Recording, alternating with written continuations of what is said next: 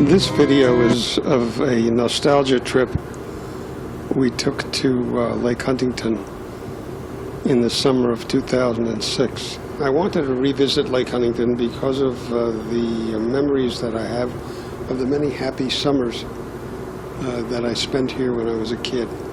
A little historical background on how we got involved in the hotel business in the Catskills.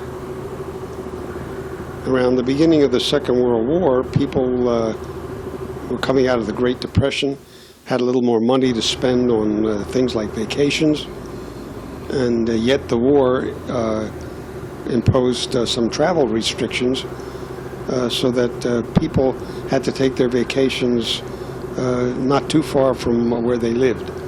Since the Catskills were only about 90 miles away from New York City, they seemed a good place for people to spend summer vacations.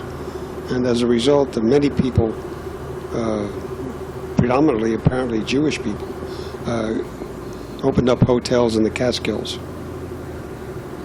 My grandfather, who was always interested in that sort of thing, had a couple of hotels in the Catskills. The one I remember, of course, is the one that he managed with my father outside of the town of Lake Huntington, about 1.5 miles away. It was called the Lakeview, but it had no view of the lake.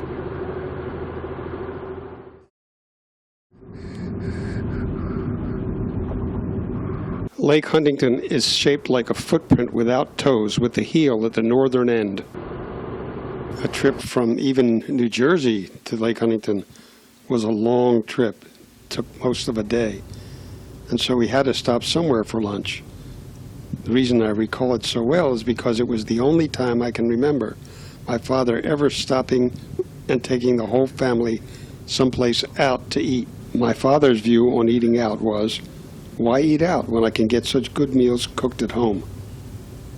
I'm pretty sure this decision was not made in consultation with my mother.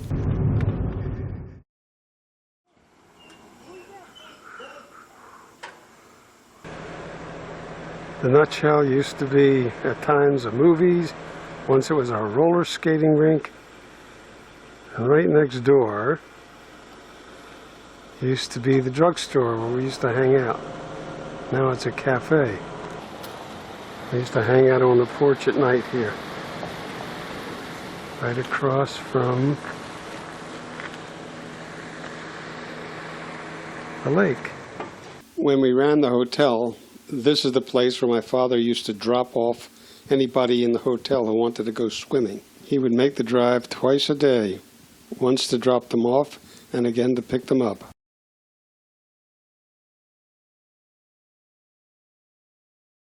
Where are we going here? Going to turn right, go up the hill. This used to be the post office.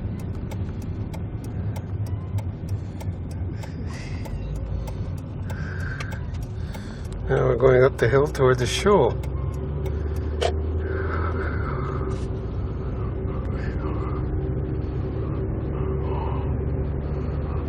I had my bar mitzvah here on June 26, 1948. After I finished my Haftorah, I remember people started throwing little hard candies at me. I had never seen or heard of this old world custom, and I don't recall seeing it again until David's bar mitzvah in Israel in 2001. After the bar mitzvah service, all the guests gathered in the dining room of the Lakeview Hotel, where we had a big dinner and some entertainment, and I gave a speech. The reluctant kissee is Zona Bogoff, the daughter of a friend of my parents, who was also having her birthday at the same time.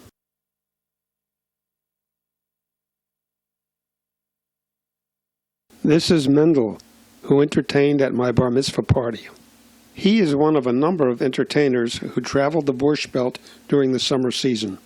They would show up unannounced and unsolicited, do their act on the lawn or wherever the guests were gathered, pass the hat afterward, and move on to the next hotel. Mendel was always a big hit at the Lakeview, mainly because he did most of his act in fluent Yiddish.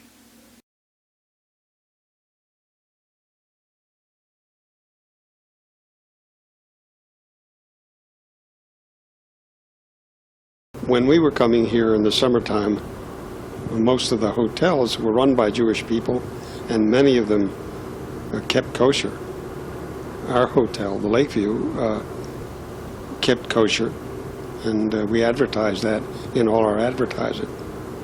Although we didn't say we kept kosher. What we said was that we observed the dietary laws. This is where the Bouchers, who ran a photo shop and a boat livery, lived. Here you could rent a boat by the hour, day, or week. I came here often to fish off the end of the pier. We caught sunfish and perch, which my grandmother always took the time to fry up for us. This road is heading toward the west shore, and we'll travel around like that and pass by what used to be the pines. And this is what used to be the pines. Old buildings for the pines. I thought this was the best property on the lake. This is where I used to go to get the carving sticks. There's a big stand of striped maple right there. And down here, around the bend, is that little house. It used to be called Singer's Victory Villa.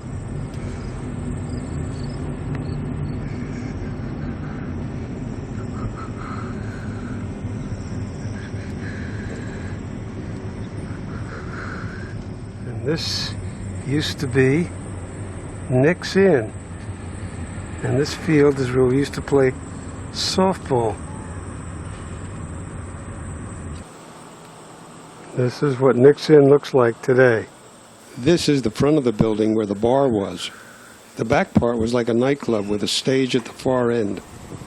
It was used for social functions, and I remember once going to bingo night here. About a quarter of a mile up the hill from this junction is where the Lakeview was.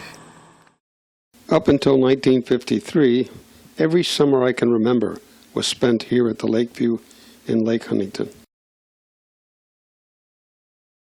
There used to be a barn right here. I remember running down this hill, falling and skinning my elbow badly. I still have a scar from that, but I was so proud of myself because I didn't cry. I didn't cry because it didn't hurt, and it didn't hurt because there are very few nerve endings in your elbow. This sign, painted by my Uncle Joe, was at the entrance to the driveway. This is the approximate location of the driveway of the old Lakeview Hotel. This is how it looked in 1948.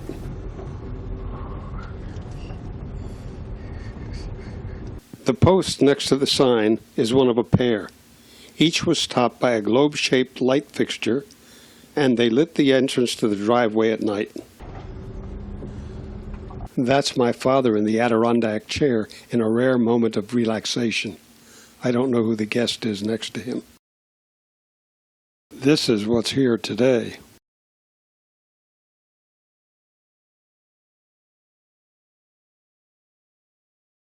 Here I've highlighted the hotel's handball court, also painted by my Uncle Joe. You can see it better here.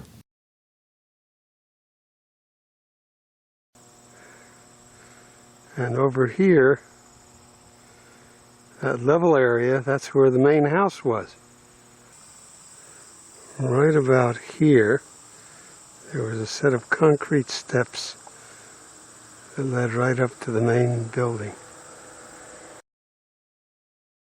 If you stood in this field and looked across the road, you could see the main buildings of the Lakeview. This was the main house. The main floor housed the lobby and my father's office.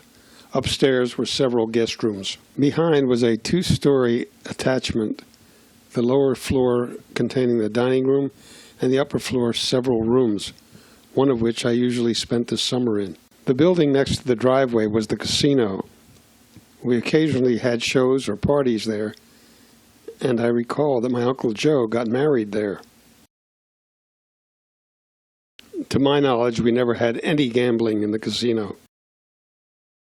As I recall it from here, the trees were much further away, and right down here there was a little reservoir.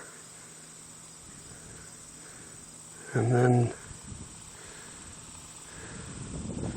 halfway down the hill there was a barn right near the road between us and Mick's Inn, where the Schultz's house used to be, also where the little one-room schoolhouse used to be. This is how it looked in 1948. I remember the name of the teacher. Her name was Mrs. Martin, or Miss Martin. I think she wasn't married.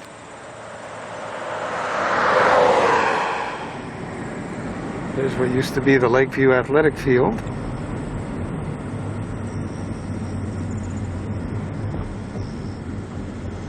And the blueberry patch is somewhere in there.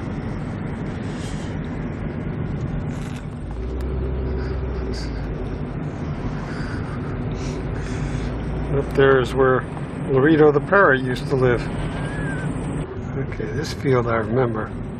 They used to ride horses in this field. When we got here in late spring, these fields yielded the sweetest little wild strawberries I've ever eaten. Down at the crossroads here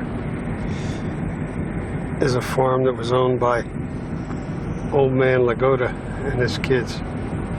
He used to come and mow our fields in the springtime.